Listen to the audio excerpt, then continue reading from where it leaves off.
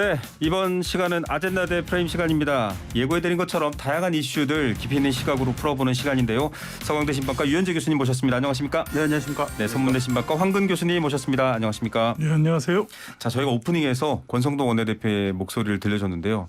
이거 프레임입니다. 국민들을 악의적으로 호도하는 프레임입니다라고 얘기했습니다. 그래서 이 프레임이라는 용어는 사실 저도 교과서에서 본 적이 있습니다. 전체 세계를 완벽한 진실을 볼 수 없기 때문에 특정 주제나 특정 이슈를 바라보는 일종의 하나의 규정적인 시선. 이 말도 좀 어려운데요. 자, 이게 지금 사적 채용 논란이 뜨거운데 프레임이라는 전문 용어가 등장했으니까 저희가 한번 여쭤보고 지나가겠습니다. 한 분씩 여쭤볼게요. 자, 이 권성동 원내대표가 말하는 프레임 어떻게 평가하십니까? 일단 프레임이라 그러면 이제 저희 쪽 이야기는 맞는 것 같고요. 네. 저도 수업 시간에 많이 얘기하는데 예를 들어 세상을 바라볼 때 이렇게 직접 가서 이렇게 할 수는 없지 않습니까? 네. 그래서 이게 약간 미디어의 간접 효과 뭐 여기서 좀 나왔던 건데 세상을 네. 좀 이렇게 봤으면 좋겠어라고 이렇게 프레임을 하지 않습니까? 그래서 액자를 화면을 만들어 보는 그렇죠. 그래서 요 역할을 하는 걸 이제 언론이다라고 얘기를 하는데 네. 저는 이제 이게 이제 뭐랄까 뭐 정치적 공방에서 이제 본인들 이제 입맛에 맞게 조금 쓰는 경향은 분명히 있는 것 같고요. 네. 근데 최근에는 이제 프레이밍이라고 그러면 일부러 뭔가 프레이밍을 한다라고 네. 했을 때 가만 생각해 보면 지금 그걸 막 이렇게 막 얘기를 하고 딱 들어맞다라고 하기에는 미디어 종류가 너무 많아요. 네. 그러니까 만약 예를 들어서 어떠한 걸로 이렇게 들린다라고 하면 수용자가 또 딴 거 찾아보고 딴 거 찾아보고 뭐 이럴 수 있거든요. 유튜브 같은. 네. 그렇죠. 그런데 네. 모든 게 다 똑같은 목소리를 낼 수는 네. 없잖아요. 그러니까 약간 뭐랄까 현실에 뒤떨어진 얘기가 될 수도 있다. 근데 가만 생각해 보면 그분이 발언한 걸 수용자가 자연스럽게 프레이밍해서 받아들였을 가능성도 높아요. 미디어가 네. 그렇게 한 거니까. 예를 들면 지금 저도 뭐 짤을 조금 보고 왔는데 보면은 뭐 공무원 시험 합격은 권성동 뭐 이렇게 나오고 있어요 지금. 네. 난리도 아니에요. 벌써 네, 나오고 밈들이 있습니다. 막 나오고 있거든요. 그러니까 네. 이런 것들은 뭐 일부러 프레이밍을 했다기보다는 분명히 수용자가 어떻게 받아들일 수 있도록 그 프레임이 자의적으로 뭔가 만들어지게 그분이 발언한 거예요. 네. 그러니까 그거는 소통 감수성이 떨어지는 거라고 하고 그다음에 사람들이 이렇게 얘기하는 거 분명히 다 이유가 있죠. 그러니까 네. 그런 식에서 설명할 수가 있을 것 같습니다. 알겠습니다. 교수님은 어떻게 보십니까? 글쎄 뭐 프레임이란 말보다는 뭐 학문적으로 얘기하면 프레이밍이죠. 네. 이게 원칙으로는 프레이밍이고 이거는 사실은 이제 언론학 중에서도 약간 좀 비판적인 사고를 갖고 계신 네. 분들이 이 주장을 하는 개념인데 네. 뭐 그분들은 나름대로 그 의미가 있어요. 아까 설명들 하신 것처럼 네. 사물을 볼 수 있는 어느 컨트롤, 네. 그러니까 일종의 방향성을 지어주는 거죠. 네네. 근데 이제 그거긴 한데 제가 볼 때 이게 정치권에 와가지고 이게 뭐로 돼 있냐면 마치 프레임이라고 하는 게 네. 상대방을 비방하거나 네. 상대방을 비하하기 위해서 그러니까 상대방의 신뢰도를 약화시키기 위해서 상대방의 어떤 말의 신뢰도를 떨어뜨리기 위한 일종의 뭡니까 정치적 용어가 된 거죠. 정치적 용어. 저는 이게 정치적 도구. 정말 이게 더 나쁜 거라고 봐요. 네. 난 우리 정치인들이 그렇게 수준이 높다고 생각하지 않는데 뭐 그럼에도 이런 용어들을 이게 아마 처음에 몇 분이 쓰기 시작하면서 일상화된 용어가 된 것 같은데 그냥 바람직하지 않죠. 네. 왜냐하면 그건 우리 마치 가짜 뉴스가요. 네. 어떻게 생각하냐면 상대방을 공격하기 위한 뉴스가 가짜 뉴스예요 지금. 네. 이게 뭐 외국에서도 그래서 영국 같은 나라는 가짜 뉴스 용어를 못 쓰게 하거든요. 네. 페이크 뉴스를. 이 정치인들이 하도 이거 남발하니까. 네네. 그렇게 말하는 순간 신뢰도에 그러니까 타격을 이거는 주니까요. 우리 정치인들이 좀 반성해야 돼요. 이런 예. 용어 막 쓰는 거는. 맞습니다. 사실 이 두 분께 언론학자신데 제가 프레임 얘기했던 이유가 요즘 권성동 원내대표가 언론에 불만이 많으십니다. 언론 노조가 KBS, MBC를 좌우지한다라는 발언도 그렇고요.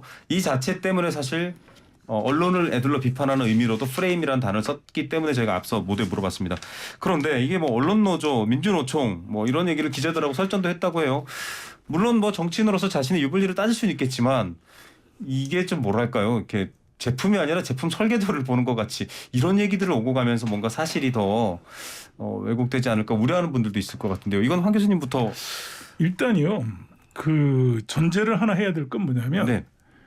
특히 이제 보수 성향의 정치인들, 그러니까 정치인들 중에서 정치권에서 언론은 건드리면 건드릴수록 불리하다라는 그 내부의 어떤 그런 공통의식이 있어요. 네네. 그래서 국회 미방이라든지 이런 그쪽은요. 네. 그 보수지 저 정파에서는 지원을 안 합니다. 네. 거기 가서 이루올 게 없다는 거죠. 그러니까 네. 이 말을 해가지고 권성동 의원이 대표가 뭐 지금 권한대행이지만 네네. 이분이 유리할 게 없어요. 네. 이건 싸워봤자 불리한 거예요. 왜냐하면 이게 언론이라고 하는 현상을 제3자적 입장에서 자기가 다루는 게 아니고 네. 나의 일종의 내가 그거를 문제 삼아 가지고 네. 여러 가지 정책적인 논의를 하게 되면 네네. 결국 언론을 규제하려는 입장이 되어버리거든요. 언론사 그렇죠. 입장에서 볼 때는. 네네. 그럼 적으로 되잖아요. 그러면 네. 정치적으로 하나 도움될 게 없는 거거든요. 네. 그런데 왜 이런 얘기를 했느냐. 사실은 권성동 의원 얘기를 몰라요. 제가 보수적인 성향인지 모르지만 네네. 객관적인 사실은 맞아요. 네. 왜냐하면 뭐 지난 5년 동안 지금 지상파 3사를 비롯해서 주요 언론사들의 사장을 비롯한 모든 경영진이 민주노총 출신인 건 맞아요. 네. 오늘은 출신 맞잖아요. 그리고 그것 때문에 물론 그 구체적인 사실을 하나하나 따져봐야지만 네. 사실은 정치적으로 굉장히 많은 편향성에 대한 논란이 지난 5년 동안 있어 왔어요. 네. 그렇기 때문에 이 사실 자체는 맞는데 근데 이분이 이제 이거를 그 어디 가서 했냐면 그는 KBS라고 하는 그 당사자가 그 대상이 되는 방송사에서 했기 때문에 네. 그 진행하는 분이나 그쪽에 있는 입장에서 볼 때는 문제 굉장히 제기하셨죠. 네. 뭡니까 그러니까 우리는 아니라고 할 수밖에 없는 거죠. 네네. 그래서 이거는 제가 볼 때 여기서 지금 뭐 5분 10분 얘기해서 될 얘기는 아니지만 그렇죠. 저희가 항상 얘기하는 겁니다. 언론 노조도 그동안 잘한 건 없어요. 네. 그런데 그렇다고 해서 우리나라의 모든 여야를 떠나서 정치권도 네. 과연 언론을 객관적으로 바라본 적이 있는가? 네. 저는 없다고 보거든요. 그래서 우리나라가 여기에서 이거는 아마 지금 정권 초기라서 아직 아무 얘기를 그러니까 본격화가 되지 않았지. 네. 조금 어느 정도 정권이 안정되고 나면 이 문제는 굉장히 심각한 정치적 갈등으로 빠져들어갈 가능성이 많아요. 예, 제가 볼 때 이거 지금 일종의 하나의 핵폭탄 같은 겁니다. 지금. 예, 지난 정부도 언론개혁 얘기를 했었고 또 예.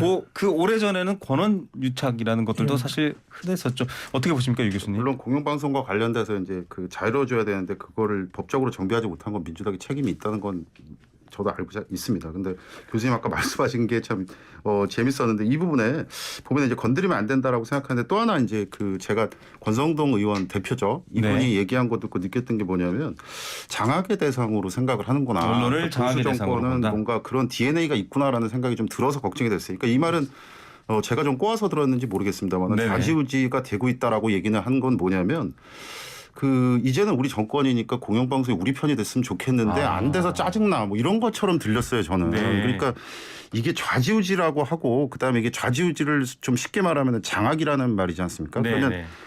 그 언론사 공영방송 여기도 지금 우리가 공영방송 안에서 있지만 네네. 공영방송을 장악하려면 이 정도는 돼야 되지 않습니까? 예를 들어서 사장과 관련돼서 마음에 안 들면 네. 잘라. 해임해. 대통령이 해임해. 그러고 새로운 사장이 와. 그러고 새로운 사장이 와서 일부 뭔가 간부들은 딴 데로 막 보내버려. 네. 당장 이렇게 막 사회 보다가도 마음에 안 들면 예를 들어서 막 테니스 코트에 보내. 또 박근혜 정부 때. 그러니까요. 네네. 이게 2008년 응답하라 2008이에요. 그러니까 이걸 했던 곳이 바로 권성동 대표가 일하던 그 정권이잖아요. 그러니까 네.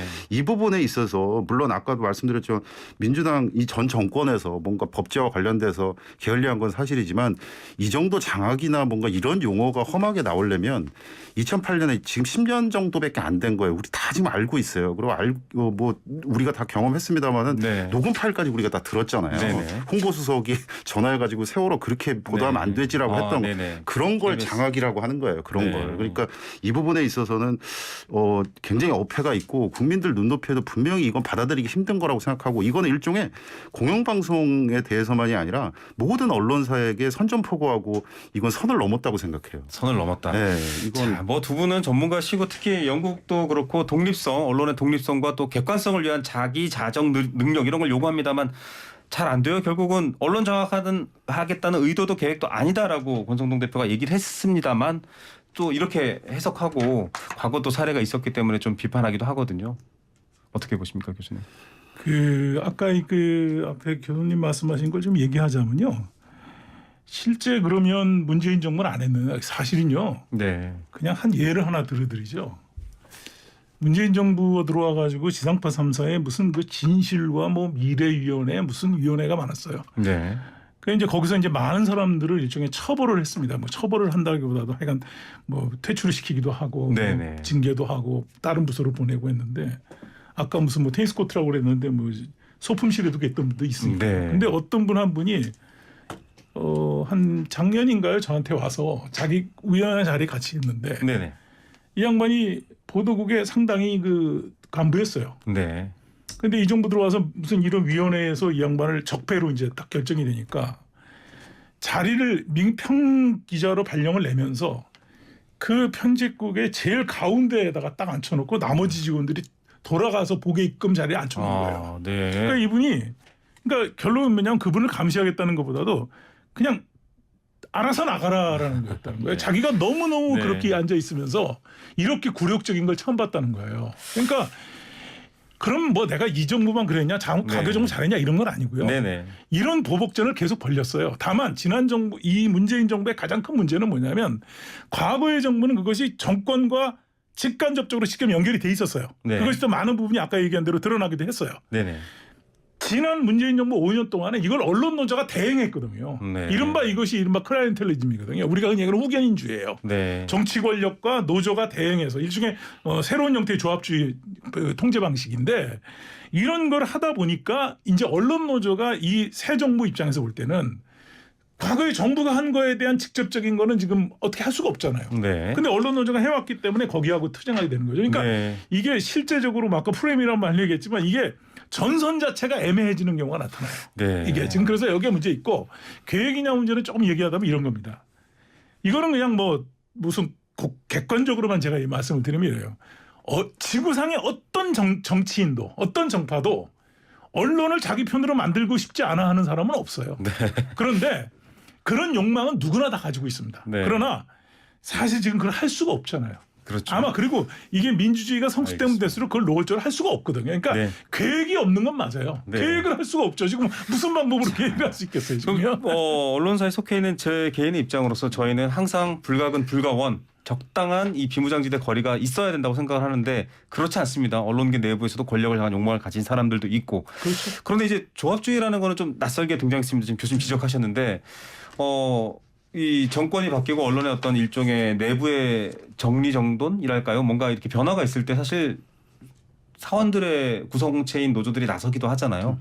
이제 KBS 같은 경우는 관련 발언에 대해서 굉장히 그렇죠. 기자의 양심에 네. 따라서 하는 것을 왜 이렇게 호도하느냐, 뭐 조직이 뒤에 있다 이렇게 보느냐라고 반박했는데. 그러니까 저는 그 권성동 대표가 이제 그 본인과 관련된 뭐랄까 포지셔닝 그다음에 전략 뭐 이렇게 그 실제적으로 말씀드리면 그런 걸 다시 좀 생각해 보셨으면 좋겠다라는 생각입니다. 이게 더 이상 야당도 아니고요. 그리고 사실 투톱이었는데 이제 완벽히 원톱이 됐잖아요. 네. 그러면 이제 그분이 어찌 보면은 그 굉장히 큰 역할을 갖고 있어요. 그리고 오늘 아까 보니까 그 63% 나왔더라고요. 네. 그러니까 이게 사실 굉장히 뼈 아프겠지만 이걸 올릴 수 있는 사람 그다음에 더 떨어뜨릴 수 있는 사람이 두 분 중에 지금은 사실은 권성동 대표가 리스크가 조금 더 커진 느낌이 조금 들어서 그분의 역할인데 왜 이 말씀을 드리냐면 그 언론을 대하는 그러니까 뭐 속마음은 저도 믿고 싶어요. 그러니까 네. 이게 뭐 이제 그 할 마음도 없고 뭐 안 하겠다. 사실 그게 별로 효과 없다라는 것도 나왔으니까 분명히 이분이 그럴 건데 기자한테 KBS 관련된 얘기를 하면서 KBS 기자가 물어보니까 KBS 기자랑 말하고 싶지 않다라는 게 무슨 논리입니까?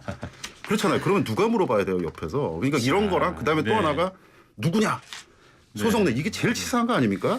이게 보면은 뭐 경찰에 뭐 내가 누군지 알아 이거랑 똑같은 앞서 거예요. 두 교수님이 설명해 주신 그 네. 복잡다단한 관계 속에 다 그러니까. 녹아있는 걸로 이런 저희가 건 참- 이해할 수 있겠고요. 네. 언급하신 김에 저희가 이제 KSOI가 TBS 의뢰로 15, 16일 이틀간 18세 이상 남녀 1000명을 대상으로 한 조사입니다. 지금 말씀하신 지지율인데 긍정평가가 32%대까지 떨어졌습니다. 오늘도 태핑은 아주 원론적이고 차분한 얘기만 했습니다. 자, 지금 시간이 많지는 않은데 한 2분 정도, 3분 정도씩 드릴게요. 한 교수님, 지지율 하락과 또 이 지지율 하락의 원인 어떻게 구성하십니까? 지지율 하락이 이제 뭐 도스태핑 이런 것은 사실 네네. 우수적인 일이고요.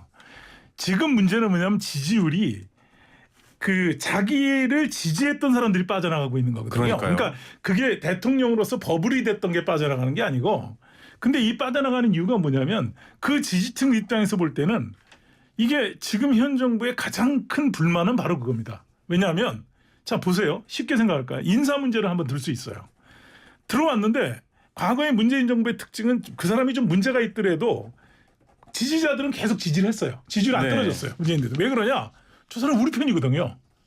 확실하게 그 사람은 우리 편이기 때문에 괜찮다고 생각했던 네네. 거예요. 근데 지금의 문재인 윤석열 정부의 지금 인사 몇 사람을 보면 이 사람이 우리 편 맞아요?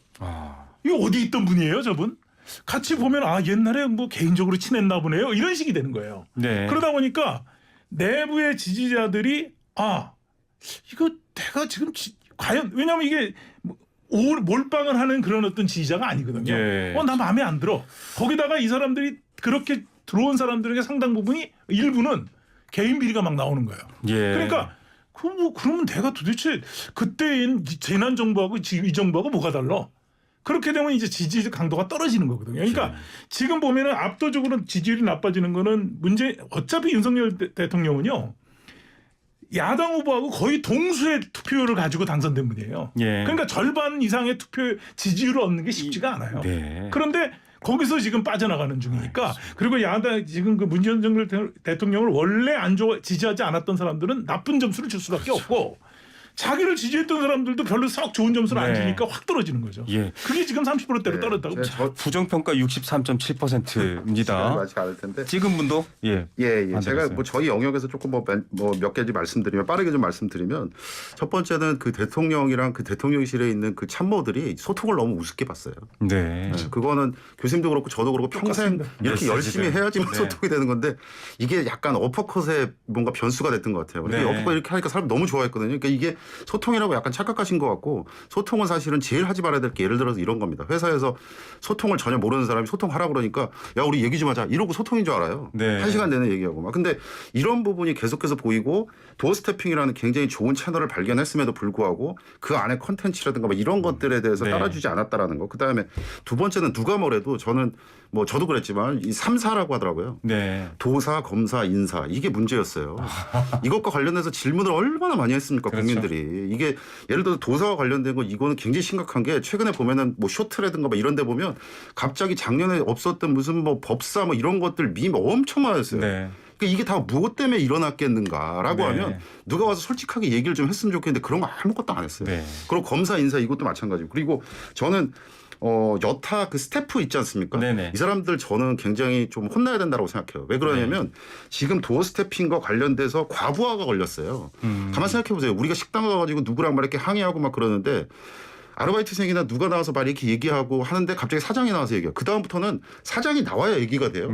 네. 그런데 지금 홍보수석 이름을 우리가 압니까? 저는 뭐 압니다마는 대변인 이름을 압니까? 비서실장을 압니까? 한 번도 나타나지 않잖아요. 그러니까 약간 그분들이 치사하게 대통령 뒤에 숨은 것도 마찬가지인 것 같아요. 네. 그래서 대통령실 갈아야 된다고 생각하고 전 마지막으로 말씀드리고 싶은 건 장제원 의원이 어제 페이스북에 남겼더라고요. 네. 그 이제 권성동 거치게 대표한테 하지 한마디 말라. 했어요. 뭐라고 그랬냐면 팩트 사실이 중요한 게 아니라 톤 앤 무드를 본다. 국민들은 네. 이게 눈높이라는 정말 말이죠. 형한테 말하는 굉장히 중요한 충언이었다라고 생각하고 이게 지지율 상승에 뭔가 큐가 되지 않을까라는 생각이 듭니다. 네. 교수님 15초 있습니다. 죄송합니다. 교수님. 제가 볼 때 지금 있는 분들이요. 특히 원래 보수 정파에 있는 사람들이 그렇게 커뮤니케이션에 술수가 그러니까 네. 단련되지 좀 못하고요. 권위적인 그다음에 내가 볼 권위주의적인. 때는 그것도 아닌 것 같아요. 왜냐하면 그 유재일이라고 하는 유튜버가 있죠. 굉장히 네. 유명하잖아요. 그분이 그러더라고요. 네. 알겠습니다. 지금에 있는 스태프들은 MB 2군. MB2군. 자, MB2 자세한 얘기는 군이다. 저희가 다음 주 월요일에 한번 더 하도록 하겠습니다. 자, 유현재 교수님 그리고 황근 교수님이셨고요. 오늘 선물 당첨자는 2849-4723 번호 쓰시는 분 두 분입니다. 내일 1시에 뵙겠습니다. 감사합니다.